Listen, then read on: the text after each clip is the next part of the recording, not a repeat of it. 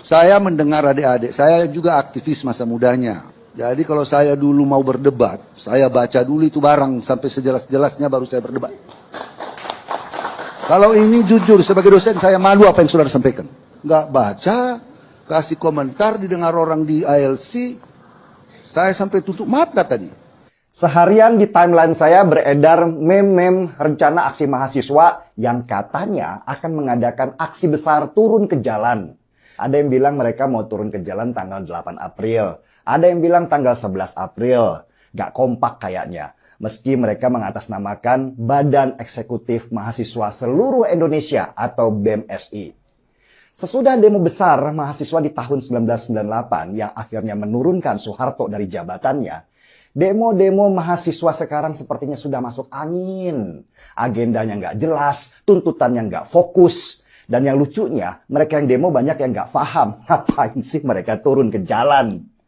Contoh aja, demo mahasiswa sekitar 2 tahun lalu tentang RUU KUHP. Sesudah para mahasiswa itu koar-koar di tengah jalan, ribut-ribut dengan polisi, panas-panasan, dan bakar-bakar ban. Pas ketua BEM-nya diundang ke acara ILC, kebongkar. Ternyata ketua BEM itu sendiri nggak paham pasal-pasal di RUU yang mereka tuntut. Malu nggak tuh mahasiswa? Nah, ada yang lucu lagi dari demo mahasiswa kemarin. Masa mereka demo Pertamax naik? Lah kan Pertamax memang BBM untuk orang kaya dan nggak disubsidi oleh pemerintah. Masa mahasiswa jadinya membela orang kaya yang tidak mau Pertamax naik? Saudara mahasiswa yang tergabung dalam Koalisi Aksi Mahasiswa Muslim Indonesia, kami berunjuk rasa di depan kantor Gubernur Sumatera Utara. Mereka menolak kenaikan harga BBM non-subsidi yang naik di Sumatera Utara. Dalam orasinya, mahasiswa juga mendesak pemerintah pusat untuk menurunkan harga BBM non-subsidi. Ini mahasiswa apa mahasewa? Gak masuk akal tuntutan mahasiswa sekarang. Dan katanya mereka, si mahasiswa yang mengatasnamakan BEM itu, mau turun ke jalan tanggal 11 April menuntut tidak ada penundaan pemilu dan perpanjangan jabatan 3 periode. Mereka bahkan memaksa Jokowi supaya ngomong tegas kalau dia tidak mau 3 periode. Buat mereka, Jokowi itu masih abu-abu, tidak menerima tapi juga tidak menolak perpanjangan 3 periode.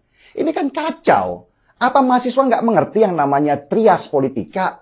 Bahwa kekuasaan di Indonesia itu dipisah oleh 3 pilar, eksekutif, yudikatif, dan legislatif.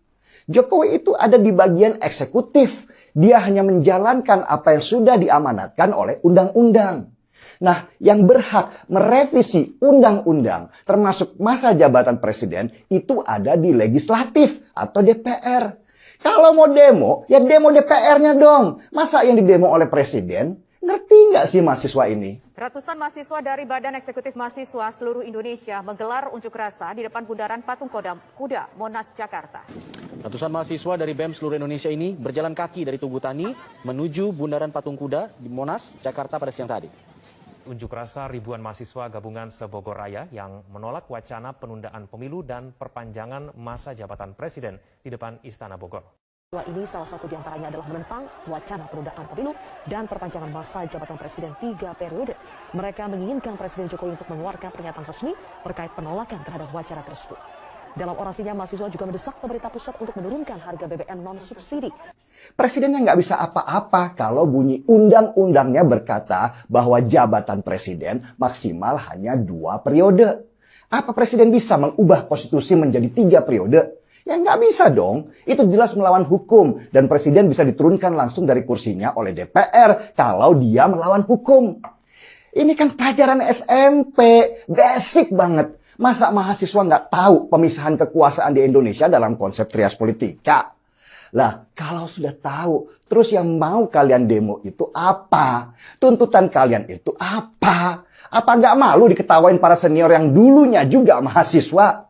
Dulu di tahun 98, demonya jelas, tuntutannya jelas, fokus pada satu tuntutan, turunkan Soeharto. Dan demo besar mahasiswa tahun 98 itu nggak muncul tiba-tiba. Keresahan mahasiswa tumpah dulu di kampus masing-masing lewat panggung-panggung orasi. Dari panggung orasi itu muncullah orator-orator ulung. Mereka kemudian menjadi simbol yang menggerakkan mahasiswa lainnya untuk turun ke jalan. Jadi nggak ujuk-ujuk turun ke jalan tanpa bawa agenda jelas.